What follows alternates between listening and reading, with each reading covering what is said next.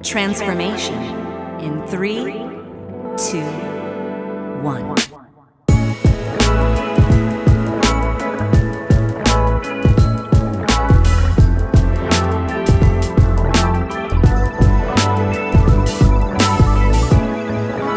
New to my channel, my name is Richard and this is Tomorrow Not to Mod, and I love to purchase bikes and just make modifications to them and enjoying as much as I can. This is bike number I don't know, it's anywhere from like 55-ish or something like that, or almost closer to 60. And I just sold my Ducati Monster 696 and I was ready to do something else, but I all wanted to stay with the Ducati family.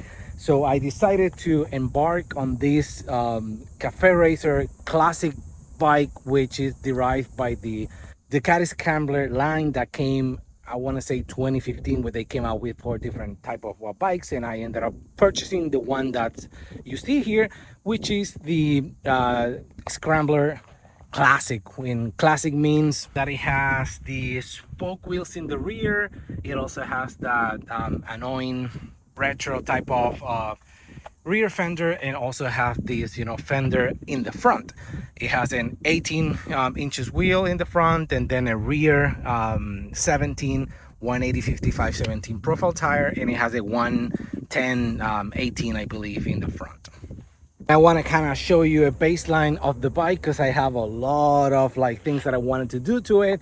And just in case you're curious, the kind of direction that I want to go with this bike is going to be more kind of cafe racer slash dirt bike type of thing, or maybe tracker maybe. So I'm just gonna still have some handlebars, but I'm probably gonna go with a more aggressive tire, mainly because I love or enjoy doing a lot of dirt riding.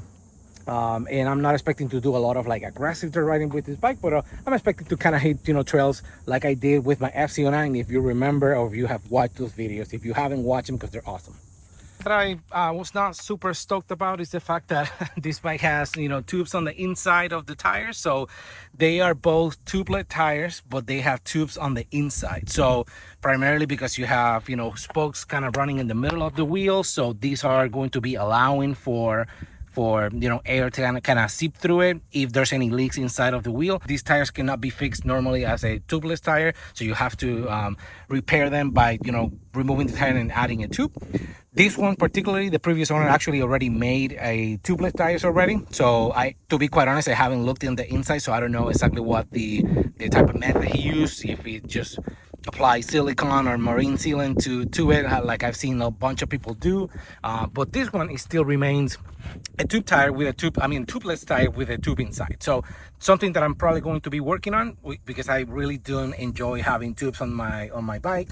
I don't mind for the dirt and stuff like that, but for the bike that I'm going to be using for probably longer routes or whatever, I'd much rather have tubeless tires.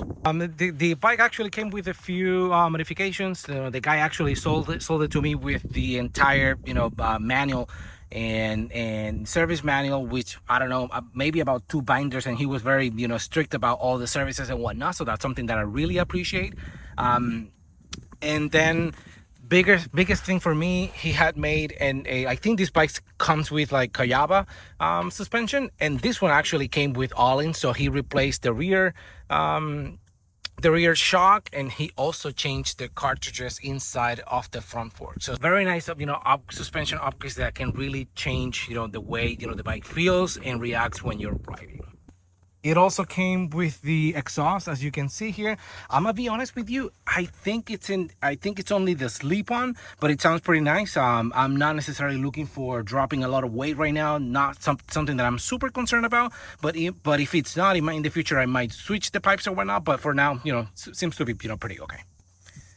It also came with protection for the swing arm, as well as this serves as a spools for your stands. And it also added the protection in the front, as well as some very small sliders. I think I have only put no more than 10 miles on this bike. It feels great. It's holding air on both of the tires. I want to change the oil just so I can create a baseline. I already added a bunch of parts on my cart that I want to get for the bike so I can start modifying it. So what are my thoughts so far? Pretty nice bike. I really like it. It's I think it has so much potential. I mean, I think, you know, Ducati did it on purpose.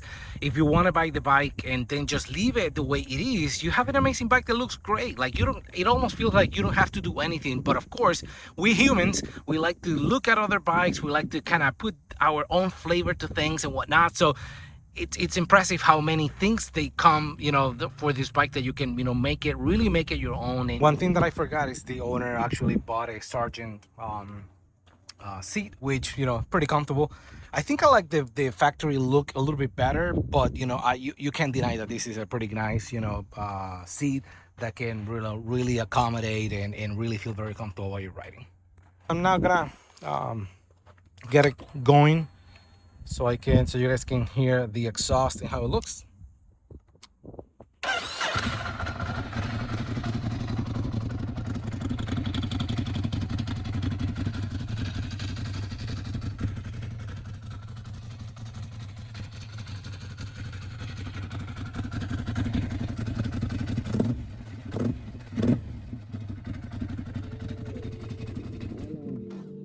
It has a really nice sound. I really like it, and I love that real tail light. Honestly, I love it a lot. So, which is the reason why I'm not gonna get rid of it. I'm just going to add, you know, some turn signals in here as opposed to you know, removing or putting any integrated tail light. I think that design is actually pretty nice. Snakes in the grass, watch you spit all the venom. You stuck in the past, guess you never saw the rhythm. Razor sharp instrumentals, why I spit these bars, got me messing up my dental. Cold in the streets, but I'm still loving gentle. And I never rest until I ditch the rain. I got the world in the palm of my hand. Alright, so first thing I'm gonna do is to remove the fender. Fender looks actually quite cool. I mean, I actually like it, but I'm looking forward to see the split between where the rear seat ends and then how the tire actually stretches back past the rear seat. So that's something that I really like and kind of something that I really love to see in bikes. So now I'm going to go ahead and remove it. If you're planning on removing, you have to remove these two bolts right here. Like, there's this kind of cover thingy, plastic thing in here, and then there's another like two more bolts in here as well. Yep. Now I got that out of the way. Okay, so now if we look here, you're going to see a bolt in here, which there's going to be one on each side. I believe this is a 3mm bolt. Actually, yep, 3.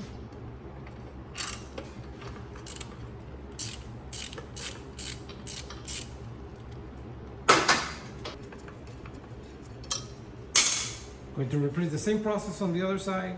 And now you can tell the tail, it's kind of loose, but there's still two bolts at this bottom. It's kind of holding them down. So I'm now gonna take you to the bottom so you can see the other two. We're looking at this bolt right here.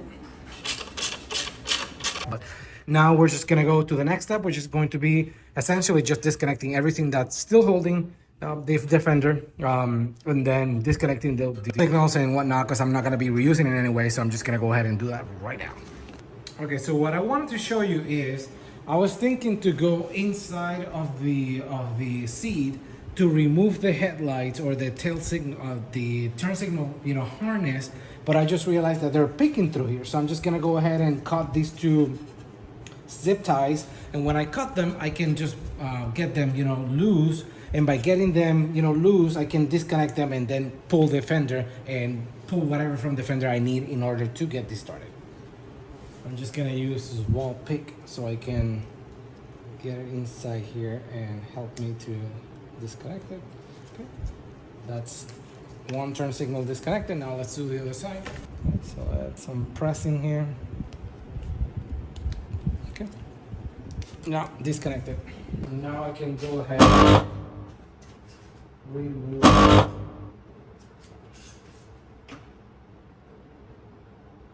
Oh, I thought I was already out of the way. And there's more. Yeah, there's more. Oh, maybe I may have to go on the inside. Because I forgot that I have the light for the cables that are going all the way through for the plate. Come on, Richard. What I'm going to do is to remove this plastic cover. Get this separated. There we go. Now we can take a quick look here. There we go. Perfect. Process one more time. I'm just gonna apply a little bit of pressure so I can free it up without breaking the pins. Okay. And I did it. And now we have the fender freed up with the plug intact.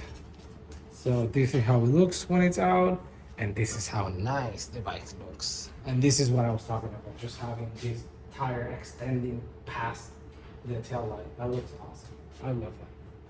But there are going to be areas in this bike that I might be spending, you know, good amount of money. Tires, they're not cheap, and some other stuff like that. But there's stuff that I'm willing to, I don't want to say sacrifice, but just be smart about where you put your money on, right?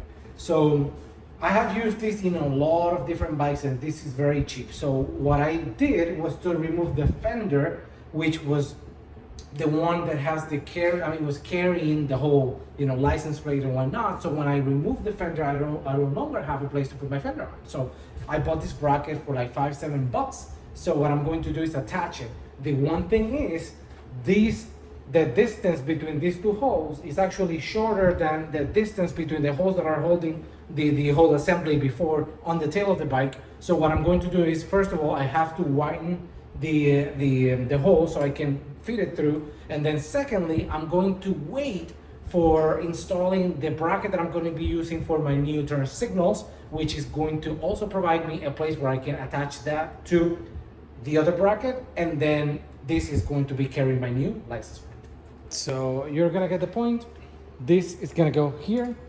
Then you're going to use it so you can apply, you know, whatever angle you want to give to your license plate, so it doesn't, you know, have some friction, you know, with your bike or whatever. So I might put it in here. There's some other people that actually make holes and put it in here. That's another option as well. So something I can do in the future, I can do this and maybe have my plate here. So I mean, there's infinite of possibilities. So as of right now, I'm just gonna mock it in here to see how I like it and see if this is going to be the final position.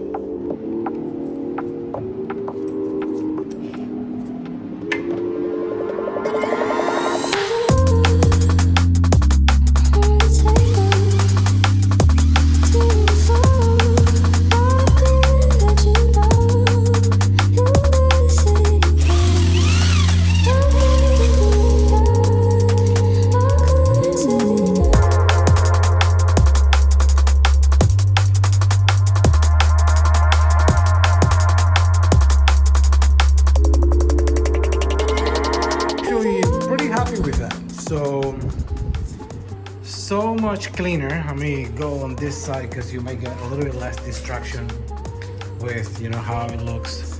So much cleaner without all of this, and of course it doesn't have the seat. But now I'm just gonna be playing with the angle, and like I mentioned, I'm going to be adding a bracket in here that's gonna be holding my new turn signals, and this is gonna complete the actual, you know, look that I was going for. So, well, so far pretty good, pretty happy with that.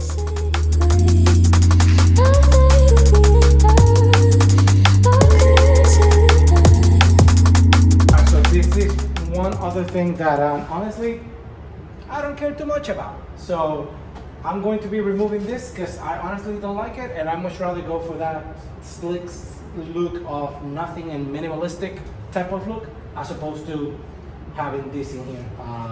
I have ridden plenty of naked bikes, and the wing on my chest is not that big of a deal.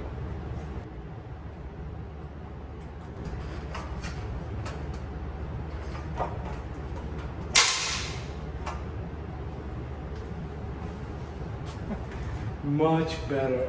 Man, this really made a huge difference. Like, to be quite honest, I wouldn't mind like some sort of like small lip in here, which I don't even know if it comes for this bike, but whew, this, not my style.